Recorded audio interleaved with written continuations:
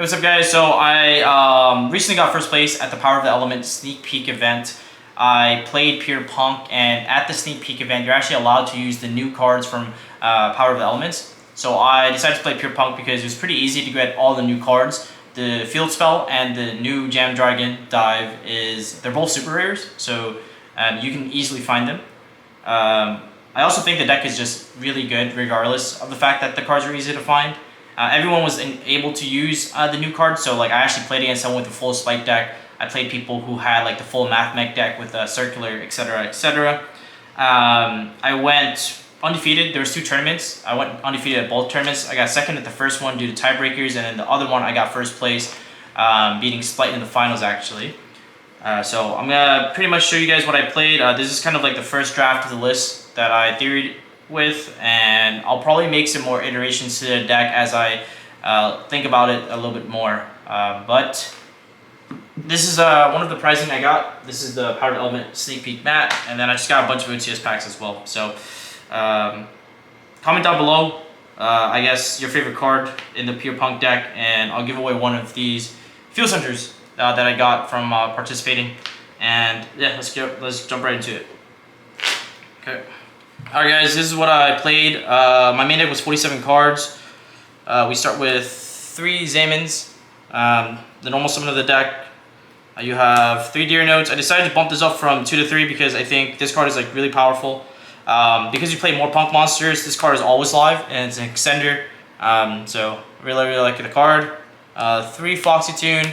Not really much to say about it. It's a free teleport from the deck. You just have to lose a card.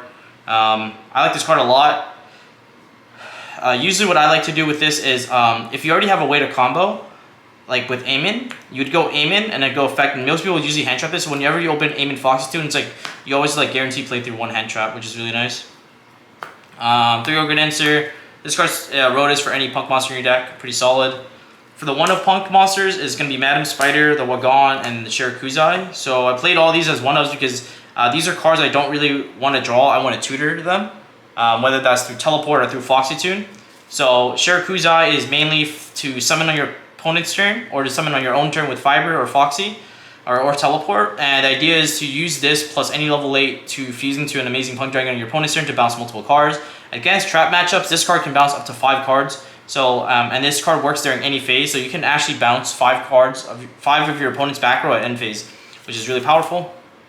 Wagon is just the new field spell for the deck, and whenever they imperm your Aemon, or they imperm any other Punk monster you control, or attempt to attack any of them, or like use any cards that would target any Punk monsters you control, you can chain it and draw 1 card, which is really powerful. So like one of the things I like to do is I go Teleport, summon Wagon, and then normal summon Aemon. I would go Wagon effect. I would go Teleport for Wagon and draw phase. Main phase 1 Wagon effect, search the field spell. Then normal summon Aemon, activate the field spell, activate Aemon's effect. If they imperm Aemon, you get to chain Wagon to draw a card, and then the field spell on a new chain would trigger to draw another card. So you get to draw 2 cards, even if they disrupt you, and then you still have plays afterwards, which is like really nice. So that's like a really cool line that I do. If you watch the VOD, you'll see. And then Madam Spider just searches the trap. That's pretty much it. I played 3 Gizmex as well. I still think this card is really good. I still wanted to try. Basically, like, it's a free level 8 extender, so it makes your Shirakuzai a lot better. Especially, it also makes your Fiber lines a lot better. So I think this card has a high ceiling to the deck, so I decided to play it anyways. Also, like, against like the Spike deck, whenever you summon this on your opponent's turn, they have a really tough time clearing the Gizmek, and then on your own turn, Gizmek can like force out multiple cards. So I like it. And then the last one for the engine card is 1 Necro Shinobi for the Fiber combo. I'll also do a test hand in like another video to show you guys like essentially how this deck combos and like what my thought process is as I play my hand out. Next is gonna be the hand traps. 3 Ash Balsam, 3 Effect Veiler, 3 Ghost Ogre. I still play this card. I see a lot of people in the Pure Punk deck playing this card at 1 because they're like, oh, it's searchable. But the thing is, whenever I go second, I just want this card in my hand, so I'm just gonna max out all copies of it. 3 Nibiru. I still think this card is good, even especially if you're playing like 18 plus hand traps, then you definitely want to play Nib as well. I think because Nib paired with any of the hand traps is like really broken. So 3 Gamma, this card is like the best card, probably the best hand trap in the game, post-Pod. It's also really powerful, especially if you play Lambda in your deck, obviously the 1 driver. So I actually did a line where I ended on Fiber Lambda. I Gamma my opponent, summon the driver in the Gamma. I activate Hulky Fibrax effect to banish yourself to summon Formless Synchron, draw a card. Activate Formless Synchron's effect to use the driver and the Formless Synchron to make Chaos Rule on my opponent's turn. I milled another Gamma, and then I was able to Gamma my opponent twice because Gamma's not once per turn, and Lambda lets you use Gamma from the hand for free. So, and then the last hand trap is 3 impermanents, and that's pretty much rounds it out to 18 hand traps. One of the trap as well for the last trap card. I think this card is really good. I actually thought about playing 3 of this card. I think this card is like one of the best disruptions this deck has to offer. It's also Varied Disruption, which is important because if you get Dark Ruler or you get stopped by other ways, having this and hand traps in your hand makes it really hard for your opponent to push through your board even if they Dark Ruler you. And I actually had that happen against Blight where they Dark Rulered me, and I had Veiler, Ogre, and this, and they just can't beat it. Because you Veiler, Ogre, the normal summon. So if they go like normal summon Diva, you can go Chain, Ogre, Chain, Veiler, which basically acts as a pseudo Gamma for the Diva, which kills it. And then afterwards, if they activate like the Teleport, Sprite Smasher, or Sprite Starter, you activate. They can summon blue. It doesn't really matter. Then you activate this, pop the blue, and then they just lose the game. So, and then the last engine cards are going to be 3 Teleport, 3 of the new field spell. I think I want to see this card, so I'm just playing it at 3. I thought about playing Terraforming as well. But I didn't have extra sleeves, so I only played 47 cards on purpose. If I could, I probably would have played 50, played Terraforming, and then played 2 more of this traps to get to 50 cards. And then the last 2 was Pot of Desires. It's basically Pot of Greed, so in this deck. And the idea is you want to draw as many cards as possible. So I want to draw 2 off Desires, draw 2 off the field spell, and then that like plus draw 4 cards. If you draw into like 3 or 2 hand traps, you probably just win the game, regardless of how they disrupt you. So that's pretty much it. The reason why I'm also playing more cards is mainly also for Gizmek. It makes your Gizmek like way better when you have more cards in your deck. I want to be able to Gizmek at least 3 times in one duel or one game, and having more cards allows me to like do that. So that's like the logic there about why I wanted to play a little bit more cards. I added more hand traps in my deck to kind of substantiate the fact that I'm playing more cards, so I have still mathematically the same odds to like open multiples. So if you do the math of 18 hand traps and about 47 cards, it's 60% chance to open 2, which is like really good. And it's about 30% to open 3. So for the extra deck, I played Hulky Fibrax for the combo. 1 dark. I thought this card was not going to be. I thought this card was actually bad, or it was not going to be good, but it overperformed. I think this card is like crazy because you can take any of their dark monster, Sprite Blue. You can take like basically literally any dark monster that has a level, and you can overlay that monster with like Chaos Ruler or something to make Vampire, because Vampire makes it so that any monster that is technically owned by your opponent or in your, it's becomes a level 8 for the purpose of Vampire. Lambda, this is the best link to in the deck. I thought it would be Fibrax, but Lambda is actually like the god card. Like this card is so broken. Every time I would make this card sometimes, even without Gamma in my hand, and my opponent would like not sure if they want to nib me or not.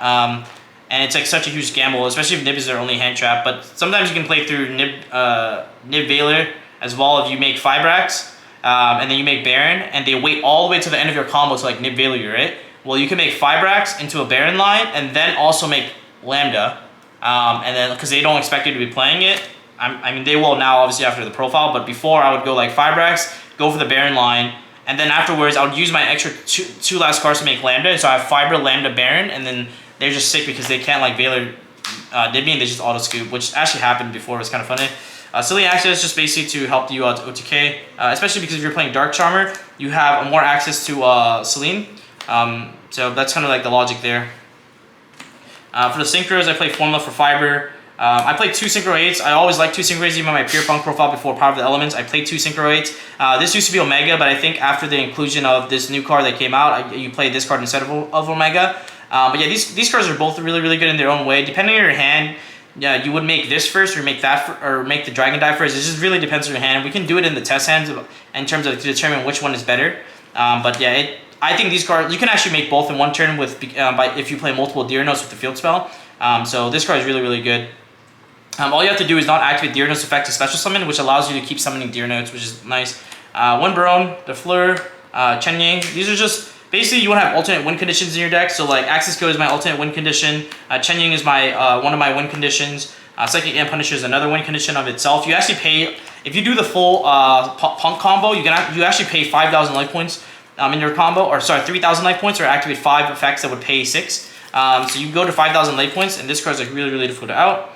Playing 2 Amazing Punk Dragon, mainly because I used one in my turn 1 combo, and I wanted to have a second one on my opponent's turn for the Shirakuzai to bounce multiple cards, so that's why I'm playing 2. It also comes up to have 2 against like the trap matchups, because this card is like really powerful at giving you a really good grind game because it brings a card back every turn. So there's that, and then one Zombie Vampire, one Rising Carp. I decided not to play Zeus or Dane because I just don't think they're as necessary anymore.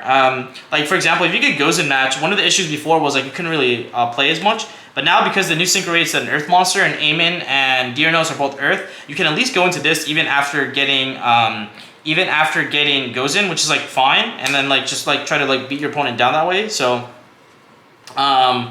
yeah, so I don't really think you need Ding for that situation, and most of the time, like I'm trying to kill my opponent instead of like trying to attack them, make Zeus, etc. So, but also a lot of people will think I do have Zeus, so they never actually stop Vampire because they want to use their impermanence for Zeus sometimes. So I think like the concept of having Zeus just because you have an XYZ is like even threatening to a lot of people. So even if you don't play, they still have to respect it, which I think is like a really cool concept. But yeah, and then Rising Carp is just for the combo, and that's pretty much the extra deck. For the side deck, I'm still playing 3 Anti-Spell. I think the card is like still very powerful, and then 3 there can only be 1. The reason why I decided to play this is because like against the Spike deck, like I think this card is really good because they're all Thunders. The Spike Elf, the Gigantic are all Thunder monsters, so like they have to actually commit cards to like try to out this. And usually it's never just this. It's just was like other disruptions, so it's really awkward for them to out this. Usually in the form of like Veiler or like Imperm or something. So if you establish this and have like one hand shove to stop their Phoenix or something, like it's like impossible for them to out this and they can't really play the game. It stops their Frog lineup. It also stops like them going to blue into Jet, etc., etc. So I think this card is pretty solid. 3 Droll probably should be Crow, to be quite honest. I just wanted to have this for like Flunder, pretty much. Flunder and like Flunder and Dytron are the 2 matchups I'm really afraid of, as well as Adventure Dragon Link. So I wanted to play this for that reason, but to be quite frank, like I think Crow is just better, so I'm just probably gonna play Crow. And then I'm gonna have more back removal than normal, mainly just because I'm playing 47 cards, so I think I need to overcompensate a little bit in my side deck for back row, or else I'm just not gonna see my back row removal cards.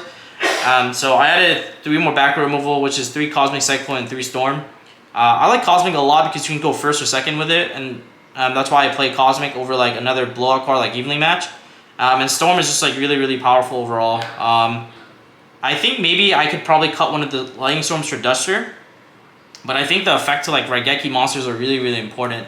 But I don't know, maybe I would probably swap one of the Storms for Duster, because going first, you can side out the Gamma package for 1 Duster, 4 Cyclone against trap matchups, which I think is like really important to be able to do.